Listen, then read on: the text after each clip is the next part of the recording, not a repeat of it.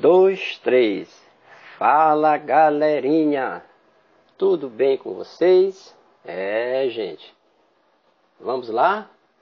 Bom, hoje nós vamos falar de um tema transversal. Foge um pouco da metodologia que a gente está fazendo nos nossos áudios, podcast. Vamos falar de um tema chamado de sexualidade. Muita gente gosta de falar sobre isso. Que o diga o professor que vos fala. Porque a gente em sala de aula, quando vai dar esse assunto, é uma ebulição em sala. Vejam bem, esse assunto geralmente, no ciclo escolar, a gente costuma dar entre o 8º, 9º ano até o 1º ano. Educação sexual. Mas assim, muitas pessoas acham que ao falar de sexualidade, estamos falando de sexo. Mas é importante entender que sexo, galerinha, se refere à definição dos órgãos genitais, masculino ou feminino. Ou também pode ser compreendido como uma relação sexual, enquanto que o conceito de sexualidade está ligado a tudo aquilo que somos capazes de sentir, de se expressar, certo? Mas antes, eu quero frisar bem uma coisa. Não sou sexólogo, não sou ginecologista, obstetrista, né? Não sou um profissional das áreas médicas. Sou um biólogo. Muita gente pensa que o biólogo, ele é especialista em várias áreas. Ele é tudo, ele tem que saber de tudo. Não é bem assim. Eu vou falar aqui enquanto professor de biologia. Porque muitas das vezes a escola, o papel da escola é passar isso. Se você aprende na rua, de forma empírica, no senso comum, possa ser que você pegue as informações de uma outra forma. Aí vem outras questões, também culturais, como a pessoa é criada, os famosos tabus, a religiosidade, mas eu vou falar aqui em ciência, em cientificidade. Então, ouçam, entendam e principalmente interpretem o que o professor está falando, certo? A sexualidade, galerinha, faz parte da personalidade de cada um. É uma necessidade básica e um aspecto do ser humano que não pode ser separado de outros aspectos da vida. Sexualidade não é sinônimo de coito, relação sexual. Não sabe o que é coito? Vai pesquisar. E não se limita à ocorrência ou não de orgasmo. Orgasmo você sabe, né? Muita calma nessa hora. Sexualidade é muito mais que isso. É a energia que motiva a encontrar o amor, o contato e a intimidade. E se expressa na forma de sentir, nos movimentos das pessoas. E como estas tocam e são tocadas. A sexualidade, ela influencia pensamentos, sentimentos, ações, interações, e, portanto, a saúde física e mental. Se saúde é um direito humano fundamental, não é, gente? A saúde sexual também deveria ser considerado um direito humano básico. Devemos compreender também que tudo que sentimos e vivemos acontece no nosso corpo. Portanto, não é possível separar a sexualidade do corpo ou pensar no corpo sem considerar a sexualidade. Por isso, ouvimos tantas mensagens de controle do nosso corpo, tipo, fecha a perna, menino, não chora, tira a mão daí, e outras, que tem por objetivo controlar também a nossa sexualidade, e como consequência acaba nos afastando de conhecer e cuidar do nosso corpo. Aumentando a nossa vulnerabilidade. Aquela questão que eu falei, cultural, os tabus. Na verdade, o certo é você conhecer seu próprio corpo. Tem gente que não conhece seu próprio corpo, não suspeita de alguma alteração nas mucosas dos órgãos genitais. Tem que ter um entendimento também de biologia dos órgãos genitais, por ocasião, por exemplo, das DSTs. Tem que entender também as regiões do corpo mais sensíveis, que a gente chama de erógenas, onde tem pontos de excitação. Isso influencia no casamento, as relações conjugais. Se você não conhece seu próprio corpo, na questão de cultural, uma questão de tabu, é mais complicado. Então a primeira coisa que você tem que fazer é você conhecer seu próprio corpo.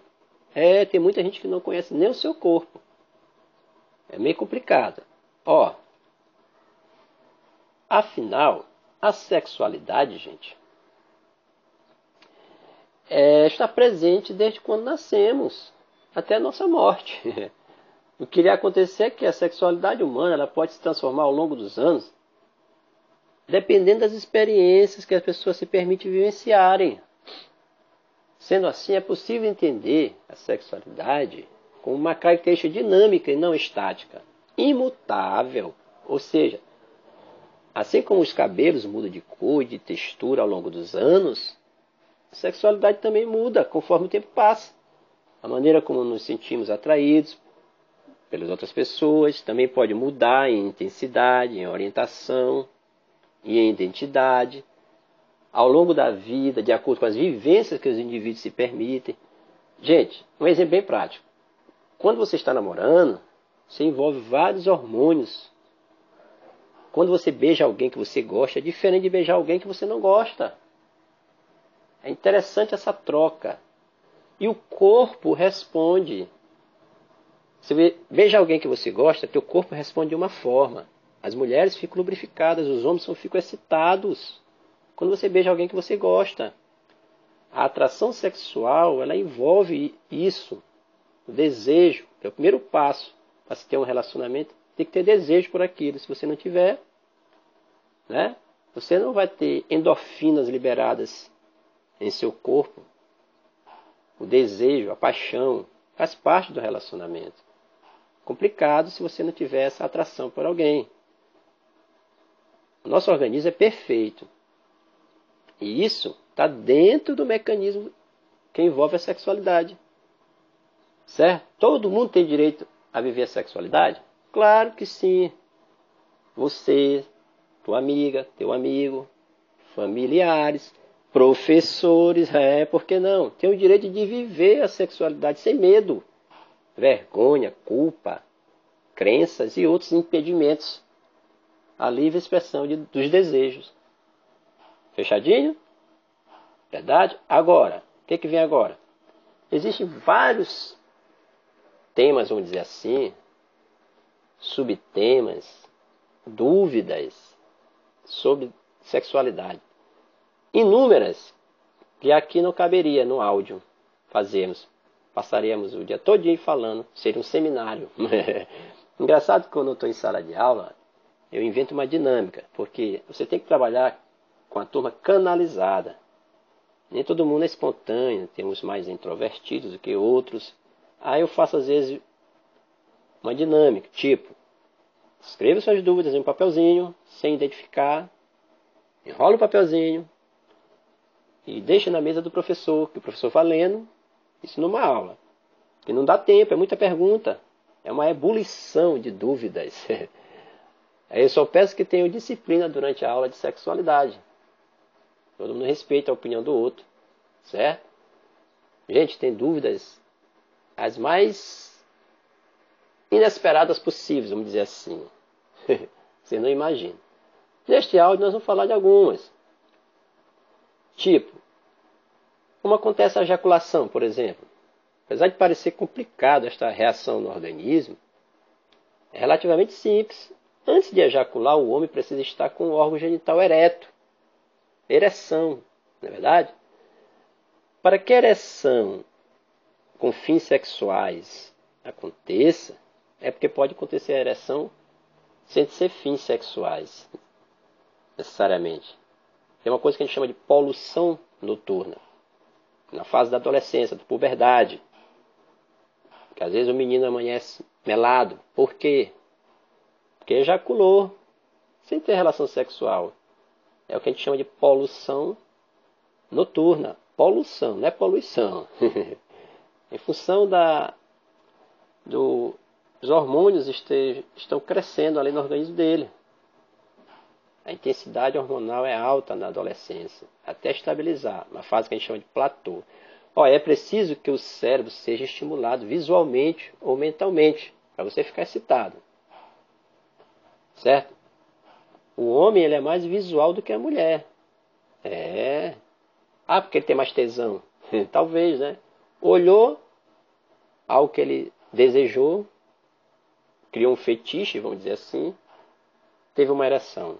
A mulher não, ela é mais mental. Veja bem, para o órgão genital ficar ereto, é preciso que bastante sangue preencha os espaços vazios, os corpos cavernosos e esponjosos. Tem tanto no pênis quanto no clitóris, que é o pênis feminino, é análogo ao masculino. Somente após a estimulação cerebral é que os neurônios, né, gente, são ativados e enviam um sinal químico para o pênis, avisando que os vasos sanguíneos precisam relaxar para que o sangue possa fluir para o órgão. Quando o sangue chega lá, o aumento da pressão o aprisiona dentro dos corpos cavernosos, que são estruturas de tecido erétil parecidas com esponjas. Isso faz com que o órgão mantenha a ereção até o relaxamento proporcionado pela ejaculação. Belezinha? Assim, a ereção só é revertida quando o fluxo de sangue é interrompido e canais de escoamento são abertos, permitindo que o sangue saia e o pênis se torne flácido. Gente. Mas aí tem outras situações, com o uso de drogas, medicamentos, o Viagra, por exemplo, que é outra situação. A ejaculação é a liberação do sêmen durante o orgasmo. Do sêmen durante o orgasmo. Acionada quando o homem atinge o nível máximo de excitação. Como já falei, a estimulação sexual excita os nervos penianos e envia sinais químicos e impulsos para a medula espinhal, olha aí, e daí para o cérebro, onde sinais químicos são novamente enviados, voltando, né, o arco, o reflexo, aquela história, para a medula e volta para o órgão genital. Este ciclo, vamos dizer um ciclo nervoso, desencadeia a ejaculação. Na verdade, a ejaculação tem duas fases. Na primeira fase, os canais deferentes, não é diferentes. Aqueles tubos que armazenam e transportam o esperma vindo dos testículos, ele se contrai e expulsa o esperma, que tem os espermatozoides. Olha, o que tu olhas quando tu ejacula é o esperma. Tu não olha o espermatozoide, que ele é microscópico. Então, na primeira fase, os canais deferentes, aqueles tubos que armazenam e transportam o esperma vindo dos testículos, se contrai e expulsa o esperma, contendo os espermatozoides, para a parte posterior da uretra. Na parte de trás da uretra, as vesículas seminais, as glândulas, né, gente, também liberam secreções simultaneamente. Inicia-se a segunda fase, quando a uretra posterior detecta as secreções e envia sinais para a medula.